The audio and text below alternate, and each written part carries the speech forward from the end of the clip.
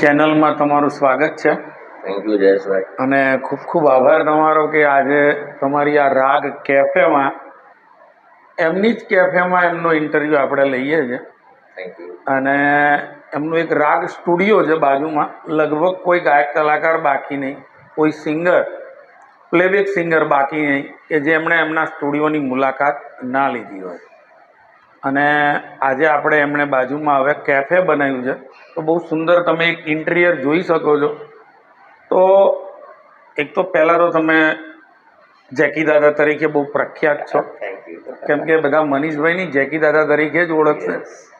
અને voice of Kishore Kumar, તો કિશોર કુમારનું મનપસંદ બે ગીત, બે લીટી સાથે તમને આ કેફેનો વિચાર ગાયકીમાંથી કેવી રીતે આવ્યો એ જણાવો. જયેશભાઈ, એકચ્યુઅલમાં એવું છે કે હું કિશોરદાનો બાળપણથી ભક્ત છું અને કોલેજમાં હતો ત્યારે પણ કિશોરદાના સોંગ ગાતો હતો. અને પછી 30 વર્ષ પછી, એટલે લગભગ મારી 44મી વર્ષની ઉંમરે મેં ફરી માઇક હાથમાં પકડ્યું અને કિશોરદાના ગીતોથી શરૂઆત કરી. અને મારું મોસ્ટ ફેવરેટ સોંગ કદાચ આખી મ્યુઝિક ઇન્ડસ્ટ્રીઝને બી ખબર છે. લોકો એને એવું પણ કહે છે કે આ સોંગ ક્યારે પણ ક્યાંય ગવાય તો એની રોયલ્ટી મને મળે એવું કહે છે. પણ એકચ્યુઅલમાં એ તો કિશોરદાનો સોંગ છે, એટલે રોયલ્ટી તો કિશોરદાને જ મળવી જોઈએ. આપણે તો એમનું જ ગાયેલું ગીત ગાઈ રહ્યા છે. ઓ હંસીની મારું સિગ્નેચર સોંગ કહેવાય છે અને I love to sing that song. અને આ સ્ટુડિયો રાગ બનાવવાનો વિચાર પહેલા આજથી 4 વર્ષ પહેલા એવી રીતે આવ્યો હતો કે એઝ અ સિંગર હું ઘણા બધા સ્ટુડિયોમાં પ્રેક્ટિસ કરવા, રિહર્સલ કરવા, શો કરવા જતો હતો. ત્યારે મને એવું થયું કે આપણે પણ એક એવો સરસ સ્ટુડિયો બનાવીએ કે જે બધા આર્ટિસ્ટને બેસવા માટે કમ્ફર્ટેબલ રહે. તો એમાંથી 2023 જૂન આપણે સ્ટુડિયો રાગનું ઓપનિંગ કર્યું. અને 2 વર્ષ કોરોનામાં જ્યારે દુનિયા આખી બંધ હતી ત્યારે આપણે સ્ટુડિયો રાગ થકી 900થી વધારે ઓનલાઈન શોઝ કર્યા UK, USA, કેનેડા માટે. અને ગુજરાતના દરેક લિજેન્ડ આર્ટિસ્ટે આપણા સ્ટુડિયોનો લાભ લીધો કોરોનામાં. એ સ્ટુડિયો 4.5 વર્ષ આજે થયા. હવે છેલ્લા 1.5 વર્ષથી જયેશભાઈ એવું થતું હતું કે આપણો સ્ટુડિયો ઓલમોસ્ટ રોજ 24 કલાક ચાલુ હોય. 24માંથી કદાચ એવું કહી શકાય કે હાર્ડલી અમે 2 કલાક 3 કલાક આરામ કરવા ઘરે જઈએ. અને એ સ્ટુડિયો કન્ટિન્યુઅસ ચાલતો હોય ત્યારે બધા જે આર્ટિસ્ટ આપણા મિત્રો અહીંયા શોઝ કરવા કે રિહર્સલ કરવા આવતા હોય અને એ લોકોને એમના ગેસ્ટને પણ બોલાવ્યા હોય ત્યારે એમને ચા નાસ્તો કરાવવાનું, ખાવાની સગવડ. તો 1.5 વર્ષથી આપણને તકલીફ એ પડતી હતી કે રોજ આપણે બહારથી નાસ્તા પાણી મંગાવવાના, ક્યાંનું શું હોય આપણને ખબર નથી.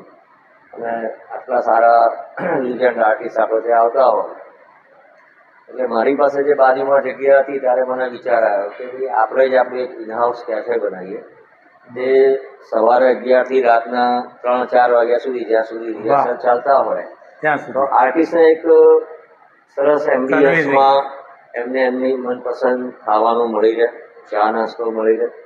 અને આપણા નિગરાનીમાં જ્યારે ખાવાનું બનતું હોય તો એક આર્ટિસ્ટ તરીકે આપણે એવું પ્રિફર કરીએ છીએ કે જેમ મારો સ્ટુડિયો આટલા વખતથી લોકો કહે છે કે બહુ હાઇજેનિક હોય છે, નીટ એન્ડ ક્લીન હોય છે, તો મારી પણ ઈચ્છા એવી હતી કે કેફે રાખવી એક એવી જગ્યા બને જ્યાં નીટ એન્ડ ક્લીન હોય, ફૂડ બેસ્ટ ક્વોલિટીનું આપણે આપી શકીએ આર્ટિસ્ટને.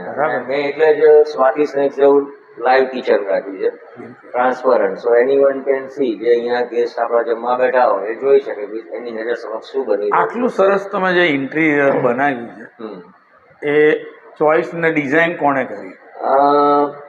એકચ્યુઅલમાં આ જગ્યા લીધા પછી મારા દિમાગમાં થોડો પ્લાન તો હતો કે મારે આટલી વસ્તુ જોઈએ છે, આ જોઈએ છે. પણ એસ યુ નો કે આઈ એમ એ ઇલેક્ટ્રિકલ એન્જિનિયર અને હું પોતે કોઈ ઇન્ટિરિયર ડિઝાઇનર તો છું નહીં. એટલે આપણા દિમાગમાં જે આઈડિયા હતો એ મારા એક અંગત મિત્રની દીકરી નુપુર ભાવસાર, જે પોતે 15-17 વર્ષથી એનું પ્રેક્ટિસ કરતી હતી એઝ અ ઇન્ટિરિયર ડિઝાઇનર.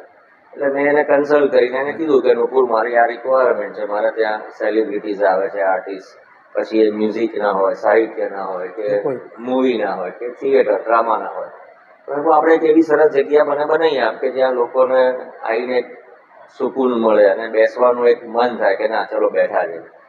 તો નુપુરે મને બહુ સરસ આ ડિઝાઇન કરી આવી સો થેન્ક્સ ટુ તમારી ભાવસાર. 2 લાઈન હજી બાકી છે દર્શકો અને- માટે, એ પ્રોપર મને આપો, પછી હું આગળનો સવાલ કરું. બોલો. હંસની વાળી 2 લાઈન પ્રોપર. ઓહો, હંસની મારા દિલની કરીબ છે. અને કિશોરદાને જ્યારે પણ હું સાંભળતો હતો નાનો હતો ત્યારે, અરે આ ગીત મને બહુ જ ગમતું હતું.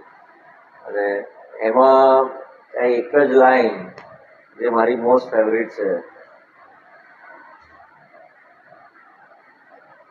ઓ હંસની મેરી હંસની કहाँ उड़ चली मेरे अरमानों के पंख लगा के कहाँ उड़ चली.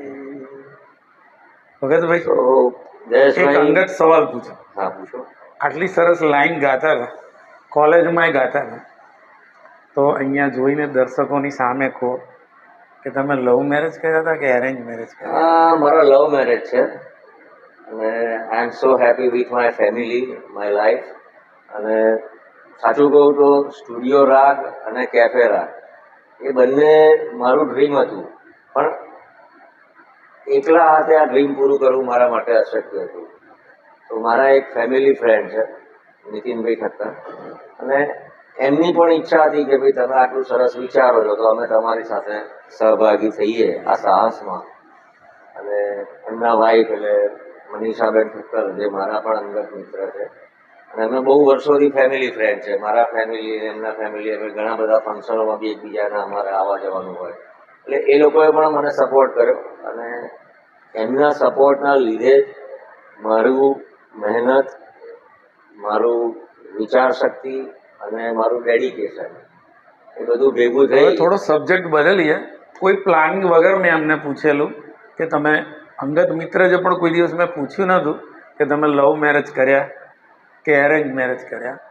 તો તમારી પર્સનાલિટી ઉપર ફિદા થયા, વોઇસ ઉપર ફિદા થયા, હાઇટ ઉપર ફિદા થયા, કે આ લાઈન ઉપર ફિદા થયા? એ જો હું જયેશભાઈ, આ પર્સનલ લાઈફનો સવાલનો જવાબ હું એટલો જ આપીશ કે હું જે પબ્લિકમાં છું એ જ પર્સનલ લાઈફમાં છું. હજારો લોકો મને ઓળખે છે, સંગીત જગતના, સાહિત્ય જગતના લોકો, ગુજરાતી મૂવી, થિયેટર, બધા જ લોકોનું એક જ વસ્તુ મારા માટે કાયમ એક પરસેપ્શન હોય છે કે તમે બહુ જ સરળ અને નિખાલસ વ્યક્તિ છો. તમે કદી કોઈનું ખરાબ નથી કરતા, નથી ઈચ્છતા. અને મારો સ્વભાવ, જે મને કોઈ પણ વ્યક્તિ મળે ને તો એ પહેલી જ વખતમાં મારો મિત્ર થઈ જાય. અને ઘણા બધા લોકો એવા પણ આ ફિલ્ડમાં મળ્યા જેને મારી સાથે દુશ્મનાવટ કરવાની વાત કરી. તો મેં 2 હાથ જોડીને એટલું કીધું કે મારી પાસે મારા દોસ્તો માટે ટાઈમ ઓછો પડે છે, ત્યાં આના તો માટે દુશ્મની તો હું ક્યાં નિભાવું. તો મહેરબાની કરીને જે કોઈ લોકો મારી સાથે દુશ્મની કરવા માંગે છે ને, એમને હું તમારા થકી મેસેજ આપું છું કે દુશ્મની કરવી હોય તો બીજા સાથે કરી લો.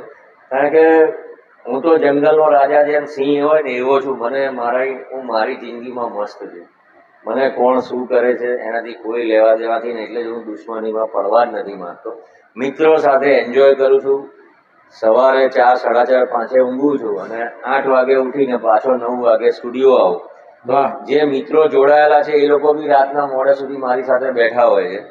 બિમલ પટેલ છે, રાજેશ ભટ્ટ છે, યોગેશ ભટ્ટ છે, બહુ મજા આવી. હર્ષિત મોતીવાલા છે. આ બધા મિત્રો એવા છે કે જે રાતના બી મારી સાથે બેઠા હોય. અને બીજા 2 મિત્રો એવા છે કે જે અંગત જ છે, ઉમેશ માખીજા અને શિવાન દવે, જે પણ સમયના અભાવે રોજ નથી મળી શકતા, પણ જ્યારે મળે ત્યારે અમે રાતના 3-4 વાગ્યા સુધી એન્જોય કરીએ છીએ. ખૂબ ખૂબ મજા આવી તમારી જોડે વાતચીત કરીને.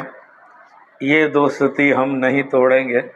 બહુ ઓછો હું મળું છું. हम तो यही कहते हैं जयेश कि जिंदा रहना है तो दोस्तों के साथ रहो, दुश्मन तो वैसे भी अपने आप खत्म हो जाने वाला. वाह वाह, तो बहुत मजा आया. अपना समय दुश्मन के पीछे मत बिगाड़ो, क्योंकि उसकी कहानी वो खुद लिखेगा. हम हमारी कहानी लिखेंगे दोस्तों के साथ. बहुत मजा आया. हमारे साथ जीना है तो दोस्त बन के आओ, बाकी दुश्मन बन के आए तो ना हमारे साथ जी पाओगे ના અકેલે જી પાઓગે. ફરી ક્યારેક બીજા કોઈ સબ્જેક્ટને લઈને આપણે ભગતભાઈને જરૂર મળીશું, જેકી દાદાને એક નવા અંદાજમાં. बिडू, love you bro. Thank you. ये मेरी पंचलाइन है. पूरे म्यूजिक फील्ड में लव यू ब्रो एक ही आदमी बोलता है. क्या बात. और वो है जैकी दादा, मनीष भगत, आपका चहीता, स्टूडियो राग और कैफे राग. Thank you. Love you all. Thank you.